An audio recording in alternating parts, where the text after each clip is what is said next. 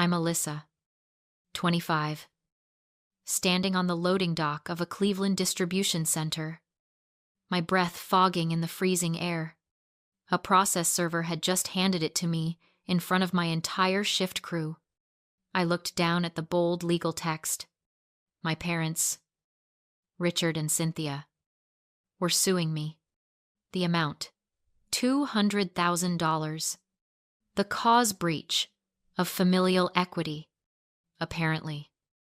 My refusal to fund my brother Cameron's failed crypto startup was a crime against the family estate. I didn't scream. I didn't cry. I just stared at the sheer, unadulterated audacity of it all. I am reading the papers right now, surrounded by forklifts and freezing air. And I still cannot believe this is real life. Before I tell you what I did next, drop a comment and let me know. What is the most audacious thing a family member has ever demanded from you? I need to know. I am not the only one dealing with this level of delusion. Most people would have called their parents immediately. They would have screamed, cried, or begged for an explanation. I did none of those things. In logistics, when a critical node in the supply chain fails, you do not waste time mourning the breakage. You isolate the variable, assess the collateral damage, and reroute the entire system. My family had just formally declared themselves a liability, and I treated them exactly like a non-compliant vendor. I walked out of the distribution center and into the gray, biting cold of a Cleveland afternoon. I drove straight to my duplex in the Ohio City district. It was a historic brick structure that I had spent the last 2 years renovating with my own hands. Usually between the hours of midnight and 4 in the morning, I parked in the driveway, walked past the fresh tuck pointing on the porch, and locked the door behind me. The house was silent. It was the silence of ownership. I sat down at my kitchen island and opened my laptop. The screen's blue light cut through the gloom of the unlit room. I did not call Richard or Cynthia. Instead, I logged into the cellular provider's website. There it was, the family plan. 4 lines, unlimited data, $340 a month, automatically deducted from my account for the last 5 years. I clicked the Settings tab. I selected the 3 lines that did not belong to me. I hit Remove. The confirmation screen asked if I was sure. I clicked yes without a tremor in my hand. Next were the streaming services: Netflix, Hulu, HBO, Spotify, all billed to my credit card, all logged in from IP addresses in my parents' zip code. I went down the list like a surgeon excising necrotic tissue. Cancel, cancel, cancel. I logged into my Amazon Prime account. I archived the order history years of Cameron ordering entrepreneurial mindset books and gaming equipment on my dime, and then I changed the password. I removed my credit card from the family Uber account. I watched the notifications hit my email inbox. It was not petty. It was an audit. For years, my compassion had been a luxury they had overdrafted. Now, the bank was closed. I spent the next hour downloading every single bank statement from the last 7 years. Every transfer I had ever made to them. Every loan for a car repair that never happened. Every emergency rent payment for Cameron. I compiled it all into a single, encrypted folder titled Evidence. Only then did I pick up my phone. I dialed Stephanie. We had gone to college together. But while I went into supply chain management, Stephanie went into corporate litigation. She was not a handholder. She was a shark who smelled blood in the water before it even broke the surface. She answered on the second ring. Alyssa, you never call during shift hours. What's wrong? I need to hire you, I said. My voice sounded strange to my own ears, flat, metallic, devoid of vibration. Not as a friend. I need a retainer agreement. My parents just served me with a lawsuit for $200,000. There was a pause on the other end, followed by the distinct sound of a chair scraping back. "Send me the filing," Stephanie said, her tone instantly shifting from casual to lethal. "And Alyssa, do not say a word to them. If they want to treat you like a defendant, we are going to treat them like the opposition." I hung up the phone and looked out the window at the darkening street. They wanted a war for resources. Fine. I would give them a famine. As Stephanie and I began the forensic audit of my financial history, the black and white numbers on the spreadsheet began to bleed into color memories. I was not looking at data points anymore. I was looking at the ghosts of the girl I used to be. I was 18 years old when I took the graveyard shift at the distribution center, while my brother Cameron was on a gap year in Europe, finding himself in hostels paid for by my parents' second mortgage. I was finding myself in the freezing aisle of a warehouse at 3 a.m. My hands were always covered in paper cuts from cardboard boxes. My back ached with a dull, throbbing rhythm that became the soundtrack of my young adulthood. I did not work that hard because I loved logistics. I worked that hard because I had done the math. And I knew that in the Wilson family economy, I was the sole provider of my own survival. By the time I was 19, I had saved $16,500. It sat in a joint savings account I had opened with my father when I was 16. A detail I had foolishly overlooked in my race to adulthood. That money was my escape hatch. It was a used car, a semester of tuition, a down payment on freedom. But here is the thing about being the capable child. The one who never asks for help. The one who handles everything without complaint. It is not a badge of honor. It is a curse. When you are strong, people stop checking on you. They stop asking if you are okay because they assume you are. Your competence becomes their excuse for neglect. They do not support you because they think you do not need it. And eventually, that neglect morphs into something far more parasitic. They start to believe that because you can carry the weight, you should carry theirs too. I learned this the hard way on a Tuesday in November. I went to the bank to withdraw funds for a certified pre-owned sedan I had been eyeing for months. I handed the teller my slip. She frowned, typed something into her keyboard, and looked up at me with pity in her eyes. The account was empty. $3,400 had been withdrawn that morning. I stared at the receipt. The signature at the bottom was familiar. It was my father's. I drove home in a borrowed car, my heart hammering against my ribs. I found my parents in the kitchen, eating, takeout. When I threw the withdrawal slip on the table, they did not look guilty. They looked annoyed. "Cameron needed help," my mother said, wiping her mouth with a paper napkin. "He got into a little trouble in Prague. A misunderstanding with local law enforcement. We had to wire bail money and legal fees immediately." "That was my money," I said, my voice shaking. "I worked double shifts for that." My father looked at me, his eyes cold and pragmatic. "You have a job. Alyssa, you can earn it back in a few months. Cameron does not have that luxury. He is alone in a foreign country. We had to prioritize the crisis." That was the logic that defined my existence. My stability was punished to subsidize his chaos. My hard work was not my own. It was an insurance policy for my brother's mistakes. They did not steal from me because they were evil villains twirling mustaches.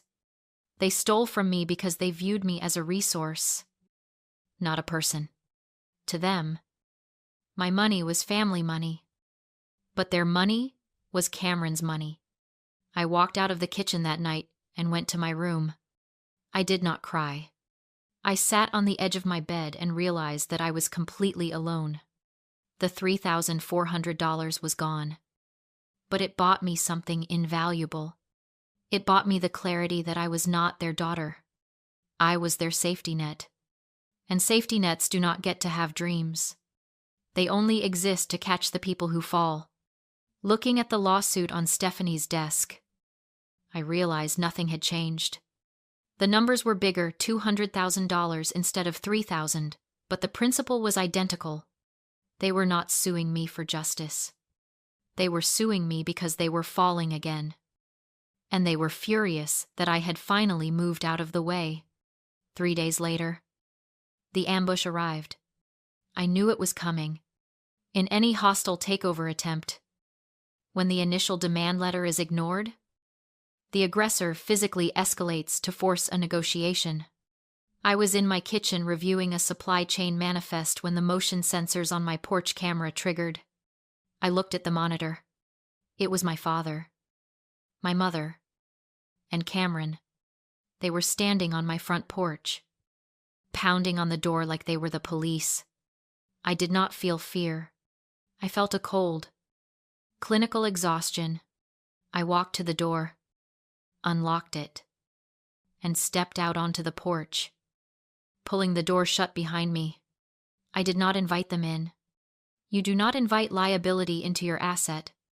You ignored the service, my father shouted, his face a mottled red that clashed with his beige windbreaker. You think you can just ignore a lawsuit from your own family. I forwarded it to my legal counsel, I said, my voice flat. Any communication needs to go through her. Legal counsel Cameron laughed. A sharp, bitter sound. He looked thinner than I remembered. His eyes manic and rimmed with red. You have money for a lawyer. But you didn't have seed money for my platform. You are sitting on $400,000 of equity in this house. Alyssa, that is family capital. You are hoarding it while I drown. It is not family capital. I corrected him. It is my capital. I bought the ruin.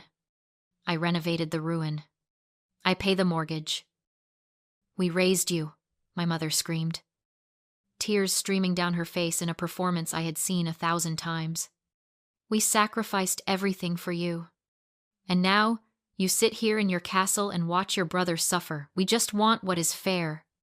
Sign over 50% of the equity to Cameron. We drop the lawsuit. We can be a family again. I looked at them. I really looked at them. For years, I thought they were just greedy. I thought they just liked Cameron more. But as I stood there, watching my father shake with rage and my mother weep with weaponized grief, the final piece of the puzzle clicked into place. They were not angry because they were broke. They were not angry because they loved Cameron.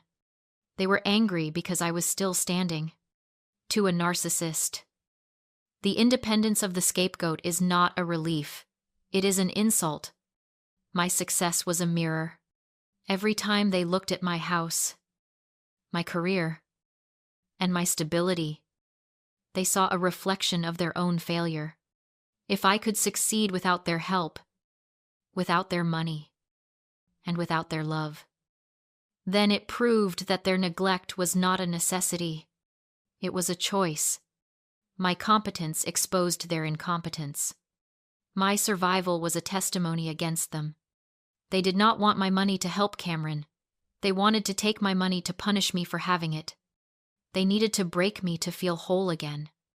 The realization washed over me like ice water. This was not a negotiation. It was an attempt to dismantle my reality so they could maintain theirs. Get off my porch, I said. Excuse me, my father stepped forward, his hand raising in a threat he hadn't used since I was 16. I said, get off my property. I repeated, not flinching. I have cameras recording audio and video. If you are not on the sidewalk in 10 seconds, I am calling the police and pressing charges for trespassing and harassment. I am not your daughter right now. I am a property owner, and you are a security threat. My father stopped. He looked at the camera lens glowing above the door. He looked at my eyes. He saw something there he had never seen before. He didn't see fear.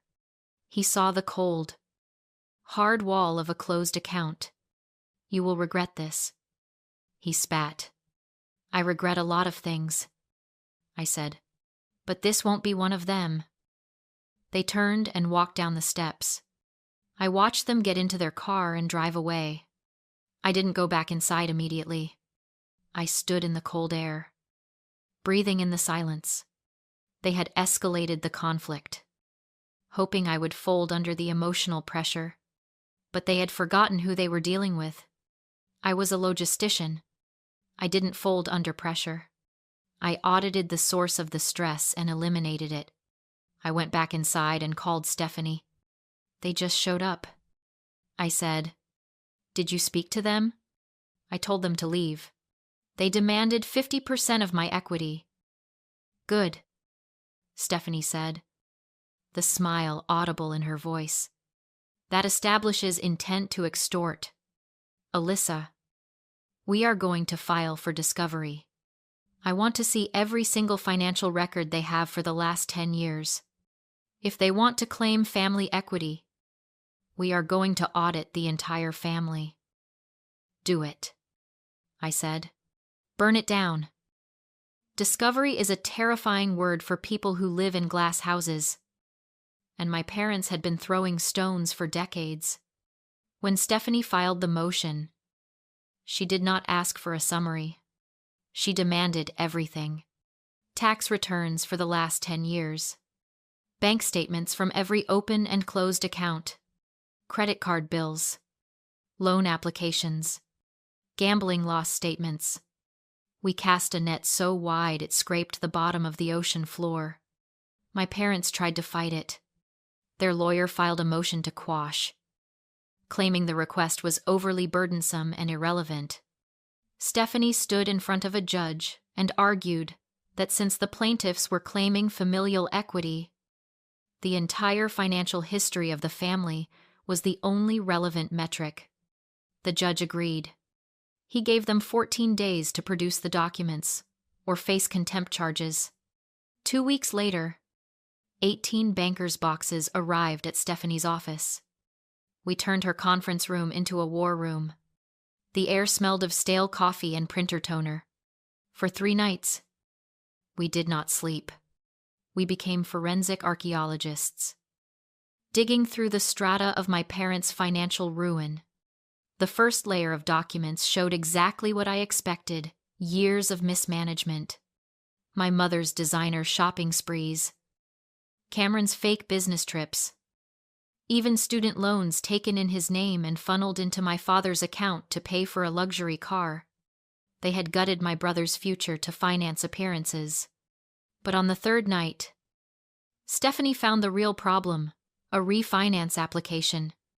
My parents had refinanced the house for the 3rd time, claiming a $300, 000 income when they made under $90. 000. They forged W-2 seconds, pulled out $150, 000, and burned through it in weeks gambling. Loan sharks. Country club dues. Then we found the unopened notice of default. They hadn't paid the mortgage in 4 months.